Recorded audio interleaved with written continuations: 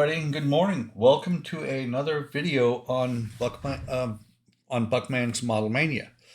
Today we're going to be taking a look at my progress on the Queen Mary 2 so far, and most of it has been cutting windows into the sides of the ship because there are a bunch, and I think I pointed this out in my my out of box review. There's a bunch of windows here on the side of the ship that they would be the hull color if you weren't going to light it, because it wouldn't really matter that much.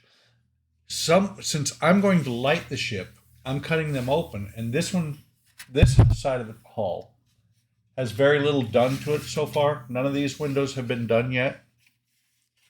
And I'll show you why it takes such a long time in a minute. These ones up here, I actually have done so far. These three, this one here, and this one are all closed, and they are actually not windows as much as they are doors.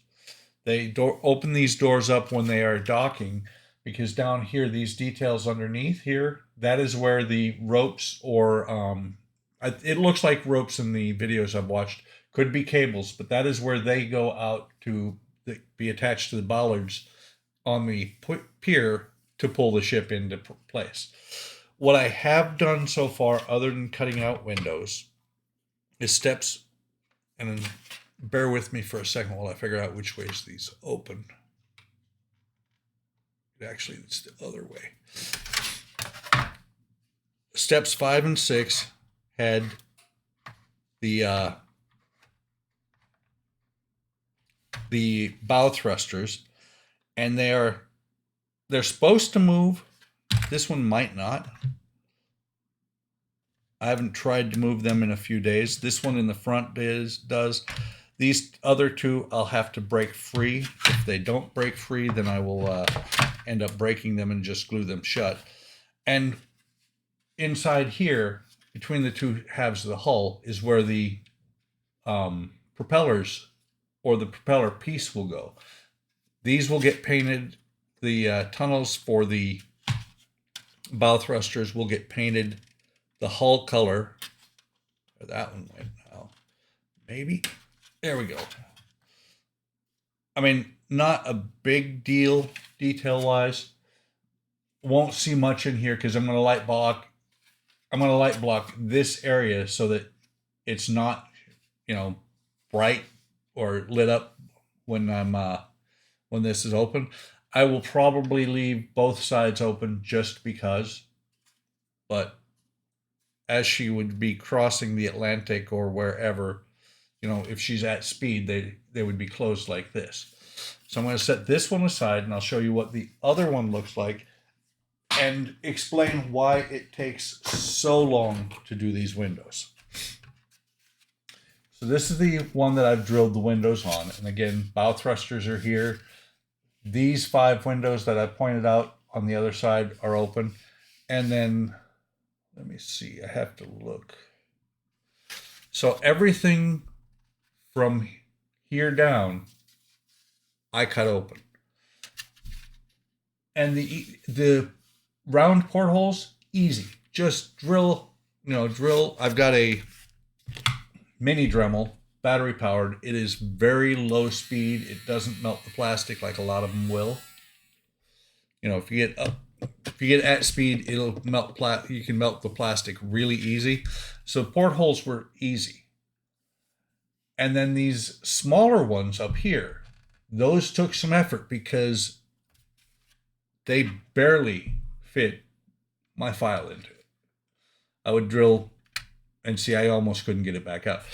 I would drill one small hole, and then I would take either my scalpel or an X-Acto and very carefully cut the plastic out until I got it wide enough to where I could fit, where is it? My square file in here. My square file, I would sit here and go in and out until I got them the way I wanted them. And if it'll focus, you can see they're not exact. And these small ones were the hardest ones to do. These tall square ones weren't very hard to do. they were easier than the small ones, but not as easy as, and this is very counterintuitive, and I did all along here. But these last ones here, these half moons or round ones that have the pillar in the middle, those were actually the easiest because, you know, it's very hard to take an X-Acto and cut an exact square hole. A curved hole is easier, and then once you get the curve started, where did the file go? My half moon file here fit really well inside there and sanded it out. I have a larger half moon file as well that really it fit exactly in there. So those windows were pretty easy.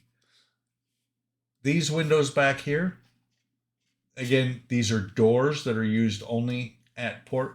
I'm not sure what these two are, whether they were supposed to be doors or not, but they look to me like they could be opened. My reference photos showed a little bit of light. Truly, my reference photo just showed the very aft of the ship. You couldn't see any of the sides. It's kind of, the ship's too long to actually get up there. But in my mind, these can be open or should be opened. And so, you know, since I'm lighting, I'm opening those. And that is as far as I've gotten, except for the engine pods, which I was originally going to put the engine pods together and glue them on. And I still have to glue them on, but I didn't want to have them glued on there until the windows were done. And by the way, I suggest if you build models, have boxes like these to store parts because they'll have you build them and then you won't use them for a while. So like the engine pods, interesting thing about the Queen Mary 2 is that she has engine pods instead of, and I mentioned this in my first video, I think, she has engine pods and no rudder. She steers completely with the engine pods and the bow thrusters. The interesting thing about that is, and I've got the wrong one for here, 2 of the engine pods out of the 4 are mounted solidly and they do not turn. The front 2 do not turn, and these are actually so well balanced when I put them together that when I put the props on, I can blow on it and the props will spin. I'm really proud of the way they came out. So the front ones are going to be mounted solid, and the rear ones, and you'll see it later on when I actually get to that point. This piece here sticks through and there's a cap that glues onto it. You don't glue it to the hull because the rear ones act as your rudder. They turn and they are able to push the ship left and right, the aft of the ship left and right. And then that lets you steer the ship. These I'm going to glue in as soon as I get the windows done. These I'm still contemplating how I'm going to do it because I want these to be able to turn, which means I may not want to glue them in before I paint, because if I get I'm not going to get a bunch of paint on here, I'll tape that off. But if I get a bunch of paint in the hole, it's going to suck. Or let me rephrase that. Getting it in the hole, not a big deal. I can scrape that out. But if trying to get down inside of here to get the paint around there so that this is broken free and can turn, could suck out loud. And then the one thing I have to say is when I had the propellers on, and I'm not going to put them back on because you can't see it. I can when I mess with the propeller, and I'm hoping that the paint will fix it. One of the blades on one of the 219 propellers is broken slightly. So I'm being very careful with them, and it actually I now understand why it shows putting the propellers on in like 3 different places in the instructions. I've built ships before. The Ida Blue, when I built her, which I've never done any videos on, I snapped off propellers all the time. And that's what this is saying here. These are saying optional to do this in step 87, which step 87,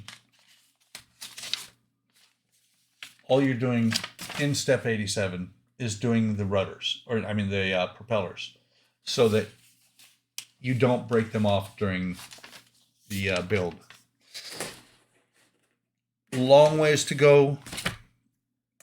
Today I will be getting on Discord with Eric, Eric Rascal's Hobbies, who I'm doing the buddy build with, and we will probably just sit there and talk while both of us are drilling out windows. So it's where we're at now at this point. Hope you enjoyed this. I hope you keep following. This is going to be one of my best builds, I think, because it's got all the photo etch and everything. It is a great kit. I have a lot of fun with it. It's just that when I'm working, I can't do a whole lot, and a couple hours a day on these little windows is a lot. And last night when I got done, because I did basically from here to here on the other side of the hull, my fingers were killing me. Holding these little bitty files really can kill your fingers. So with that, I'm going to close this video out. Hope you enjoyed it. Please like and subscribe if you like this content. And if you are a modeler or are interested in seeing models, stop by Hobby Link International. Great place. There's a link in the description. Great place for where you can meet a lot of modelers, like-minded people. And if you have need of help, I mean, some of the new folks, I've seen them on their channels touting Hobby Link International saying the same thing. Very friendly, and if you need help, if you don't know how to do something, there's somebody there that may not answer you right away, but there's somebody there that will answer your questions on how to do parts of your models that you may not know how to do. So, Saturday morning here. First snow in O'Fallon, Illinois this year. Great day to be inside modeling. And just to give you a reminder, if it comes up, there is the rest of the parts to this kit. Lots to go. So have a great day and take care of yourself out there, and we will catch you later.